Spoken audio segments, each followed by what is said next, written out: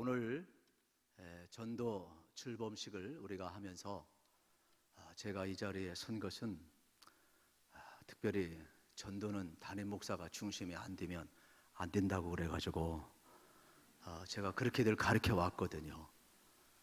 그리고 또 제가 또 전도학교 강의를 많이 종회에서 하면서 항상 그 강조했는데 제가 외통수에 걸렸습니다. 그냥 그래서 이 자리에 제가 어쩔 수 없이 또 섰는데 특별히 하나님께서 오늘도 큰 은혜 주실 줄로 믿습니다. 우리는 주의 은혜가 이곳에 임할 줄로 믿습니다. 그런데 우리는 하나 더 원해야 합니다. 주의 은혜뿐만 아니라 주의 능력이 임하기를 축복합니다. 우리는 주의 능력을 믿어야 될 줄로 믿습니다. 예수님이 이렇게 말씀합니다. 누구든지 내 말에 거하면 내 제자가 되리라. 너희가 진리를 알게 될지니 진리가 너희를 자유케 하리라 그랬습니다. 그렇다면 우리가 예수님 말씀 안에 거하면 예수님을 만나게 되고, 여러분이 예수님을 만나게 되면 예수님의 제자가 될 줄로 믿습니다. 그래서 오늘 우리는 이 전도 발대식을 통해서 다시 한번 우리가 하나님 앞에 서 있게 되는 것이죠. 바울뿐만 아니라 예수를 만나면 우리는 3번 태어난다고 그럽니다. 첫 번째는 자연적으로 태어나는 인생이 되겠죠. 두 번째는 바로 예수님을 만나서 거듭나는 인생이 되겠죠. 세 번째는 제3의 탄생을 이야기하는데 예수님의 제자가 되어서 여러분 사명을 맡은 제3의 탄생, 사명자로 우리가 태어나게 되는 겁니다. 사도 바울이 이렇게 제3의 여러분 탄생, 사명자로 태어나서 오늘 본문에 고백을 하고 있습니다. 오늘 본문은 4가지 위대한 고백을 하고 있습니다. 첫째, 내가 종이 되겠습니다. 둘째, 내가 율법 아래 있겠습니다. 셋째, 나는 율법 없는 자처럼 되겠습니다. 넷째, 나는 약한 자가 되겠습니다. 첫 번째 선언은 너무나도 충격적인 선언입니다. 내가 종이 되겠다고 합니다. 누가 종이 되고 싶습니까? 우리들도요, 주의 종인데 그냥 목사 보고 종님 그러면 기분 되게 나빠요. 주의 종 이렇게 하면은 아멘 나오는데, 기도할 때 종님을 위해서 그렇게 기도하면 안 되죠. 왜요? 우린 일제 36년의 서러움이 있어요. 종살이의 서러움이 있어요. 종이 되고 싶은 생각 없어요. 종에서 벗어나기 위해서라면 어떠한 값을 지불해도 아깝지가 않아요. 이스라엘 백성 430년 동안 종살이했어요. 지긋지긋해요. 여러분, 바울이 복음을 전할 때 로마가 세계를 지배했어요. 그 당시 자유인이 될 수 있다면 어떤 값을 지불해도 모든 값을 지불해서 자유인이 되고 싶었지 누가 종이 되고 싶겠어요? 그런데 바울은 지금 우리가 이해 못할 말을 하고 있습니다. 예수님 만나고 나는 기꺼이 종이 되겠다라고 선언하고 있음을 볼 수가 있습니다. 심지어는 여러분, 바울의 삶의 모습을 보게 되면은 고린전서 7장 22절 23절에 보면 그는 자유를 외쳤던 사람이에요. 주 안에서 부름을 받은 자는 종이라도 주께 속한 자유인이요, 또 그와 같이 자유인으로 있을 때에 부르심을 받은 자는 그리스도의 종이니라. 너희는 값으로 사신 것이니 사람들의 종이 되지 말라. 그리스도 안에서 자유를 이야기했던 사람이에요. 사람의 종이 되지 말라고 이야기했던 사람이에요. 그런데 지금 자기는 종이 되겠다는 거, 어떻게 이 말을 이해해야 되겠습니까? 그 이유는 오늘 19절에 나옵니다. 내가 모든 사람에게서 자유로우나 스스로 모든 사람에게 종이 된 것은 더 많은 사람을 얻고자 함이라. 더 많은 사람을 얻기 위하여 스스로 종이 되겠다라고 이야기하고 있는 것입니다. 나의 자유, 나의 체면, 나의 자존심 다 무너져도 한 사람을 구원할 수 있다면 나는 정말로 당신의 발 앞에 무릎을 꿇는 종이 되겠습니다. 여러분, 역사 속에 예수님을 만나고 제3의 탄생을 한 사람은 종이 된 사람이 많습니다. 여러분이 잘 아는 진센돌프 백작을 기억할 겁니다. 모라비안 교회를 기억하게 될 겁니다. 나중에는 모라비안 선교회로 바뀌게 되지요. 여러분, 어떻게 이들이 하나님 나라에 크게 쓰임받았는가 제가 살펴보니까 이 진센돌프 백작의 유일한 모토가 있다면 딱 한 가지밖에 없어요. 내 생에 유일한 열정이 있다면 그건 예수 그리스도. 여러분, 내 안에 유일한 열정이 있다면 오직 예수 그리스도 한 분뿐이라고 이야기를 했습니다. 그러면 이들이 어떻게 여러분 이러한 모토를 가지고 살아갈 수 있었을까? 어떻게 한 영혼을 위하여 자신의 모든 전부를 드릴 수 있었을까 궁금해서 제가 추적을 해봤습니다. 1727년 8월 부흥회가 있었는데 성령이 임재했습니다. 그리고 교인들은 성령의 임재 속에 기도하기를 시작을 했습니다. 너무나도 평범한 집회였습니다. 그런데 성령님이 임재하고 나니까 그 자리를 떠나고 싶지 않았습니다. 그래서 그들은 계속해서 기도하기를 시작을 합니다. 하루 24시간 24명이 1시간씩 기도하기를 시작을 합니다. 그날부터 그들은 100년간 기도를 이어왔다는 것을 기억을 하셔야 합니다. 놀라지도 않아요. 100년간 24시간 24조로 나누어 가지고 1시간씩 연속 기도를 하고 있다는 겁니다.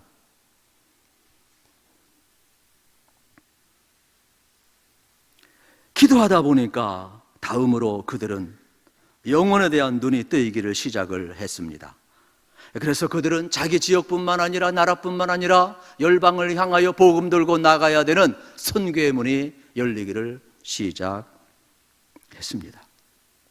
그래서 1732년 카이브 쪽에 있는 웨스트 인디즈 수많은 섬들 가운데 그들은 충격적인 사실 하나 접하게 되는데 영국군과 네덜란드 군인들이 많은 사람을 노예로 잡아다가 그 섬에서 농사를 짓게 하고 있었습니다.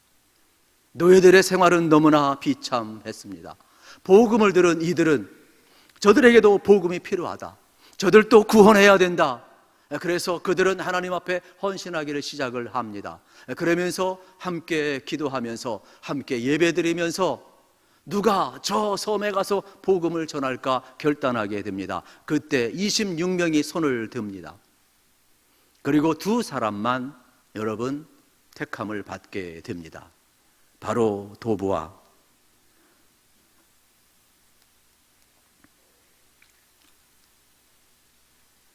리치만이라는 사람이 뽑히게 됩니다. 한 사람은 토기장이었고 한 사람은 목수였습니다. 이들은 6개월에 걸쳐서 섬에 도착을 했습니다. 그 당시 영주들은 외부에서 오는 사람을 싫어했어요. 특별히 선교사는 너무나 싫어했어요. 왜요? 노예들에게 거치장스럽고 자기들이 마음대로 부릴 수 없고 뭐 인권이니 뭐니 하면서 방해될 게 뻔하기 때문입니다. 그래서 그 섬에는 아무도 들어갈 수가 없어요. 들어갈 수 있는 유일한 길이 있다면 거기에 사는 노예들처럼 노예가 되어서 들어가는 것이죠. 도보와 여러분 디치만은 스스로 노예가 되었습니다. 그리고 그곳에 들어가서 복음을 전했습니다. 놀라운 사실은 내가 종이 되어서 기꺼이 그들에게 복음을 전했을 때에 여러분 그 섬에 있는 모든 노예들이 다 예수를 믿었다는 사실을 기억하셔야 돼요. 그리고 얼마 전에 그 섬에 갔다 온 사람들의 증언을 들어보니까 그 섬에 지금도 20개의 교회가 있고 예수 안 믿는 사람이 없고 지금도 기도하고 있고 세계 선교를 위하여 모라비안 교도는 지금도 헌신하고 있음을 보면서 제가 충격을 먹었습니다. 우리가 복음을 위해서 종이 되는 일, 기꺼이 노예가 되어서 한 사람을 살리기 위해 자신의 전부를 드렸을 때에 그 섬 전체가 예수 믿는 역사가 나타났던 것입니다. 우리는 자문자답해 보아야 합니다. 우리 한 사람 한 영혼을 위해 우리는 종이 되어 본 적이 있는가? 물론 이 시대는 종이 될 필요는 없습니다. 그러나 달리 생각해 보면 우리가 한 영혼을 구원하기 위해 내 자존심을 내려놓은 적이 있는가? 내 체면을 내려놓은 적이 있는가? 내 생각, 내 비전을 내려놓은 적이 있는가? 한 영혼을 위해 내가 애지중지하는 것을 내려놓은 적이 있는가? 우리는 묻고 대답을 해 보았으면 좋겠습니다. 예수님은 나를 위해 당신의 생명을 내려놓으셨습니다. 종이 되신 분입니다. 그로 말미암아 우리가 구원을 받았습니다. 두 번째 바울의 고백은 한 영혼을 위해 기꺼이 율법 아래 있는 자가 되겠다라고 고백을 하고 있습니다. 이 말씀 참 어렵습니다. 왜냐하면 율법에서 해방된 자인데, 율법에서 자유한 자인데 기꺼이 율법 아래 있겠다라고 말씀하고 있습니다. 율법의 종은 여러분, 바울이 그토록 벗어나기를 원했던 말씀 아닙니까? 그래서 갈라디아서 5장 1절에 보면 그리스도께서 우리를 자유케 하려고 자유를 주셨으니 그러므로 굳건하게 서서 다시는 종의 몽에를 매지 말라. 다시는 종의 몽에를 매지 말라 그랬는데 바울은 기꺼이 뭐라고 이야기합니까? 율법 아래 있겠다라고 이야기를 합니다. 그래서 20절에 보면은 이렇게 이야기를 합니다. 유대인들에게 내가 유대인과 같이 된 것은 유대인들을 얻고자 하며 율법 아래 있는 자들에게는 내가 율법 아래 있지 아니하나 율법 아래 있는 자같이 된 것은 율법 아래 있는 자들을 얻고자 함이라. 그는 자유한 자입니다. 그러나 율법 아래 있는 자를 얻기 위해서라면 내가 기꺼이 율법 아래 거하겠다라고 이야기를 하고 있는 겁니다. 바울은 한 생명을 구원하는데 올이라는 그러한 모습을 우리에게 지금 보여주고 있습니다. 우리가 잘 아는 것처럼 바울은 이방 선교를 택함받은 사람입니다. 그러나 그의 가슴 속에는 자기 동족에 대한 뜨거운 열망이 가득 찬 사람이 되겠지요. 심지어 내 이름이 하나님 나라 생명책에서 지워진다 할지라도 자기 동족을 그토록 구원하기를 원했던 인물 중에 한 분 아닙니까? 이제 자기는 율법에서 자유한 자이지만 유대인들이 돌아올 수 있다면 기꺼이 율법 아래 자기가 거하겠다라고 이야기를 하는 것입니다. 복음, 새로운 삶, 거룩한 삶, 철저히 율법을 지킨 사람이 되었습니다. 바울 안에는 다른 것이 없습니다. 오늘 주신 말씀 그대로 한 생명을 구원할 수 있다면 예수님처럼 그 어떤 것도 마다하지 않은 인물이 되겠습니다. 바울은 심지어 사랑하는 제자 디모데에게도 할례를 행하게 하고 있습니다. 왜냐하면 혹시 복음을 전하다가 유대인들에게 걸림이 될까 봐 당연히 유대인들은 할례를 행했지요. 전도하기 위해서 엄청난 결단을 내리고 있습니다. 그래서 율법 아래 있는 자처럼 되어서 한 영혼이라도 구원하기를 원하고 있습니다. 우리가 한 3일 전 우리 교회에서 수요 예배를 드렸습니다. 참 그동안 우리가 기도합시다 그래도 하는 사람은 하고 안 하는 사람은 안 했습니다. 마음이 참 아팠습니다. 그런데 그날은 달랐습니다. 우리 비전홀에서 기도의 사역자를 모으라고 그랬더니 비전홀이 가득 차고, 여러분 예배 후에 배고플 텐데 뒤에 서 있는 사람이 더 많았습니다.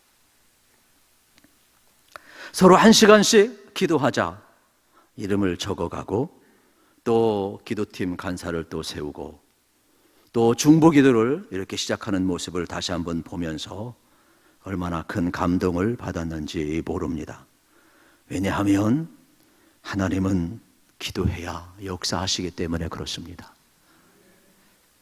하나님의 영광을 위하여, 한 영혼을 위하여 우리가 기도할 수 있다는 것은 얼마나 중요한지 모릅니다.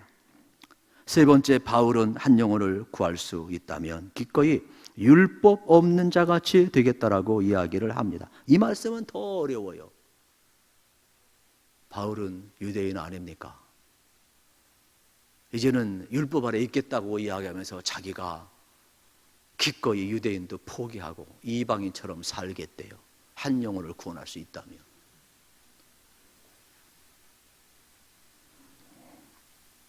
율법 없는 자라는 것은 이방인이죠. 구원에서 떨어진 자 아닙니까? 그런데 한 영혼을 구원할 수 있다면 기꺼이 내가 이방인이 되겠다라고 이야기를 하고 있는 겁니다. 심지어는 네 번째로 한 영혼을 얻을 수 있다면 기꺼이 약한 자가 되겠다라고 이야기를 하고 있습니다. 여러분 22절 같이 한번 읽겠습니다. 시작. 약한 자들에게 내가 약한 자와 같이 된 것은 약한 자들을 얻고자 하며 내가 여러 사람에게 여러 모습이 된 것은 아무쪼록 몇 사람이라도 구원하고자 함이니. 아멘. 내가 여러 사람의 모습으로 된 것은 아무쪼록 몇 사람이라도 구원하기 위함이라는 거예요. 그래서 자기는 약한 자가 되겠대요. 여러분 누가 약자를 원합니까? 강자를 원하지, 성공하기를 원하지. 그 당시 팍스 로마인데 힘의 원리가 작동되는 세상에 약자를 누가 알아줍니까? 그런데 바울은 기꺼이 내가 한 생명이라도 구원할 수 있다면 약자가 되겠다라고 이야기를 합니다. 바울은 약자가 아닙니다. 그는 정통 유대인입니다. 그는 로마 시민권을 가지고 있습니다. 가말리엘 문해생 최고의 학벌을 가지고 있습니다. 젊은 날 어느 정도 그의 권세가 쓰였느냐, 예수 믿는 사람 잡아다가 족쳐도 죄를 물을 수 없을 정도로 힘이 있던 사람이에요. 심지어는 사형에 넘겨도 아무도 여러분 제지할 수 없는 권세를 가진 사람이 사울이었어요. 그런데 어떻게 그가 약한 자입니까? 그런데 한 영혼을 위해서라면 22절의 고백이 충격적이죠. 우리 생에 몇 사람을 얻기 위해서라면 나는 기꺼이 약자가 되겠다.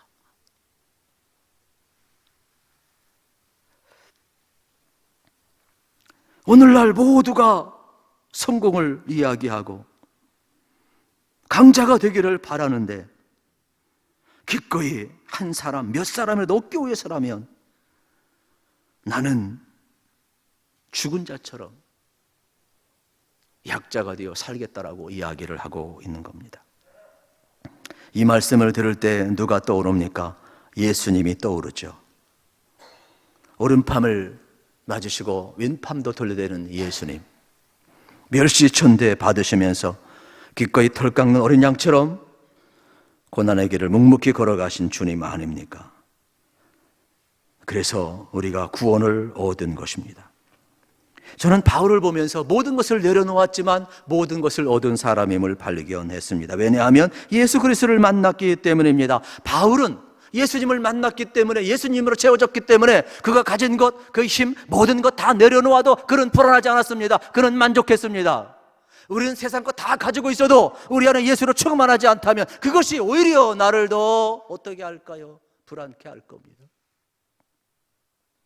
예수로 충만하고, 그렇기 때문에 자존심이 짓밟혀도 그 모든 것을 내려놓아도 그는 문제가 되지 않았던 것입니다. 그래서 바울은 오히려 모든 것을 내려놓고 하늘의 기쁨을 더 얻었던 것을 보게 되는 겁니다. 그래서 저는 22절 말씀을 읽으면서 참 나를 되돌아보게 되었습니다. 내가 여러 사람에게 여러 모습이 된 것은 아무쪼록 몇 사람이라도 구원하고자 함이라. 바울과 같이 성경을 12권, 또 우리 때는 10시권이라 그러는데 요즘은 또 히브리서 작자 미상으로 해가지고 12권. 여러분, 이 정도 사람이면 대강당에 수많은 사람을 불러 모아놓고 복음을 제시해야 되지 않겠습니까?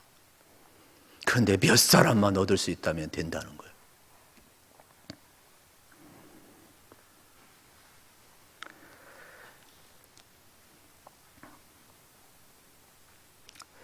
오늘 이 말씀을 보면서 조선의 예수로 살았던 서서평 선교사님이 생각이 났습니다. 이분은 엘리사베스 셰핑이라는 이름이 되겠지요. 1880년 독일 태생입니다. 그리고 9세 때 미국에 이주를 했습니다. 미국 장로교회 또 간호사로 32세에 한국에 선교사로 파송을 받았습니다. 그리고 한국에서 22년 넘게 사역을 하다가 54세에 소천을 하였는데, 광주에서 장례식을 할 때 예수 믿는 사람, 안 믿는 사람 전부 나와가지고 사회장으로 했다라는 거예요. 거기에는 어머니 하면서 따랐던 사람들이 거린이요, 나병 환자요. 고아들이 마지막 그의 가는 길을 다 따랐다라고 이야기를 합니다. 일제 치하에서 아무것도 없는 이 땅에 1880년대에 들어오셨어요. 양반과 쌍놈이 있던 시절입니다. 이 땅에 고아들이 얼마나 많았습니까? 직접 연리병의 고아를 키웠다고 합니다. 그리고 미망인들 38명을 함께 데리고 생활하시면서 교육을 시켰다고 합니다. 그 당시 나귀를 타고 전라남북도와 제주도를 돌아다니면서 복음을 전했다고 합니다. 조선 사람들이 먹던 보리밥, 된장국, 여러분 고무신을 신고 살았다고 합니다. 조선인의 친구가 아니라 조선인의 어머니로, 조선인으로 사는 여인이었습니다. 그가 1934년 54세로 부름을 받았을 때 그의 호주머니에는 여러분 27전만 남아 있었고 그에게 강냉이 조금 남아 있었다고 합니다. 그리고 방 안에 들어가 보니까 담요도 하나가 아니라 반쪽짜리 담요밖에 없었답니다. 왜냐하면 반쪽짜리도 거린에게 주었기 때문입니다. 그가 죽었을 때 그 사인을 보니까 영양실조였다고 합니다. 자기 시신도 병원에 해부할 수 있도록 기증을 한 인물이 되겠습니다. 그의 일화에 보면 이러한 이야가 있습니다. 한 번은 아픈데 다른 선교사님이 물었어요. 선교사님 좀 쉬시죠. 건강을 회복하고 일합시다. 그때 서서평 선교사님은 이렇게 이야기했습니다. 내 몸이 나을 때까지 기다리면 내가 언제 주님의 일을 할 수 있는가. 그러면서 그는 일하다가 하나님 앞에 부름을 받았습니다.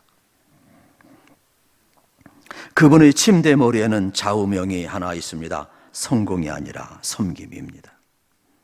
가장 낮은 자리에서, 가장 연약한 자의 자리에서 한국인들을 위해 어머니로 살다가 그는 호련히 이 세상을 떠난 서서평 선교사입니다. 한국교회는 이러한 여인들의 눈물이 있었기 때문에 오늘 한국교회가 있고 우리가 있는 것입니다. 지극한 사랑 때문에 여러분과 제가 그리스도인이 되어 있습니다. 오늘 우리는 물어야 합니다. 너는 복음을 위해 가장 낮은 자리에 있어 보았는가? 자존심을 내려놓은 적이 있는가? 바울은 지금 우리에게 말씀하고 있습니다. 아무쪼록 몇 사람이 더 구원하고자 한다면 내가 여러 사람에게 여러 모양으로 나아가리라. 예수님이 그랬죠. 제자의 발을 씻기까지 하셨죠. 목숨까지 내어 놓으셨습니다. 이제 우리의 삶도 이러한 길을 걸어가야 하는데, 여러분, 우리도 똑같은 사랑받았어요. 나 같은 죄인을 위해 주님이 무릎을 꿇고 발을 씻기고 나 같은 죄인 조롱받으면서 십자가에서 우리를 위해 돌아가셨어요. 그 주님이 율법으로부터 오늘 우리에게 자유를 주시고 우리는 진정한 자유인이 되었습니다. 그런데 놀라운 사실은 뭡니까? 이토록 예수님과 바울과 뜨거운 사랑과 열정을 가지고 서서평 선교사님과 이 땅에 수많은 사람이 있어도 아직도 이 땅에는 예수 안 믿는 사람이 더 많고 있으니 여러분, 우리는 어떻게 해야 합니까?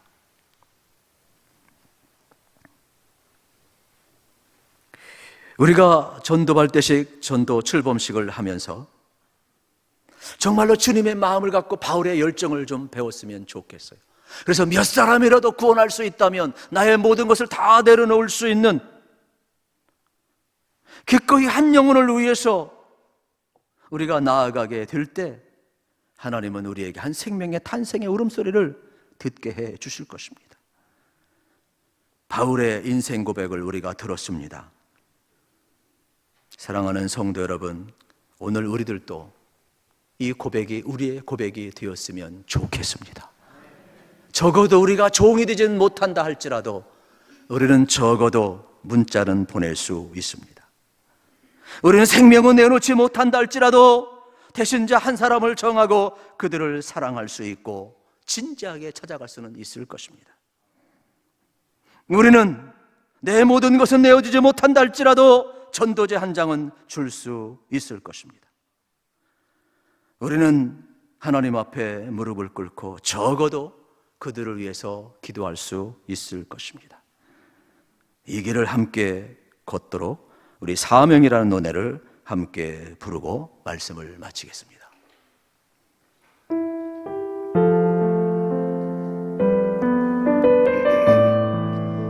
먼저 가사를 제가 읽어드리겠습니다. 주님이 홀로 가신 그 길 나도 따라가오. 모든 물과 피를 흘리신 그 길을 나도 가오. 험한 산도 나는 괜찮소. 바다 끝이라도 나는 괜찮소. 죽어가는 저들을 위해 나를 버리길 바라오. 아버지 나를 보내주시. 나는 달려가겠소. 목숨까지라도 아끼지 않겠소. 나를 보내주오. 우리 가사처럼 다시 한번 우리가 하나님 앞에 사명자로 설 수 있기를 바랍니다. 주님이 홀로 가신 그 길 나도 따라가오. 모든 물과 피를 흘리신 그 길을 나도 가오. 험한 산도 나는 괜찮소. 바다 끝이라도 나는 괜찮소. 죽어가는 저들을 위해 나를 버리길 바라오. 아버지 나를 보내주고 나는 달려가겠소. 목숨도 아끼지 않겠소. 나를 보내주오.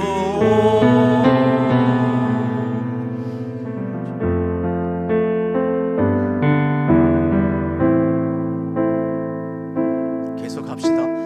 이 홀로 가신 그 길 나도 따라가오.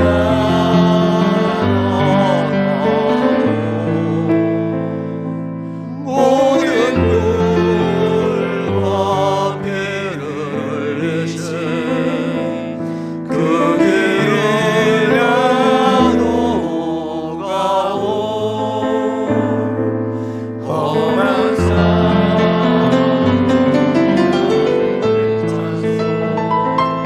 바다 끝이라도 나는 괜찮소. 죽어가는 저들을 위해 나를 버리길 바라오. 세상에 나를 보내고 나를 사랑하겠소. 세상을 떠난 십자가 나도 따라가오. 3절 한 번 더 합니다. 생명을 버리면서까지 나를 사랑한다. 내 작은 나를 받아주고 나도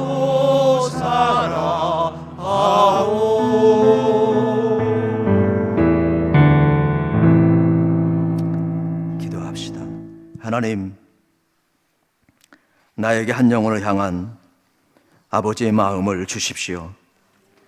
아무쪼록 한 사람이라도 구원하시고자 하는 절절한 주님의 마음 때문에 저도 주님을 만났습니다. 저에게도 그러한 영혼을 주십시오. 저도 아무런 일이 일어나지 않은 것처럼 살지 않기를 원합니다. 2000년 전 골고다 언덕을 오르시고 예수님이 피 흘려 죽으셨습니다. 이 땅에 선교사로 와서 피 흘려 죽으셨습니다. 이제 우리가 한 생명을 구원하기 위해 그 길을 가겠습니다. 예수님의 이름으로 기도합니다. 아멘.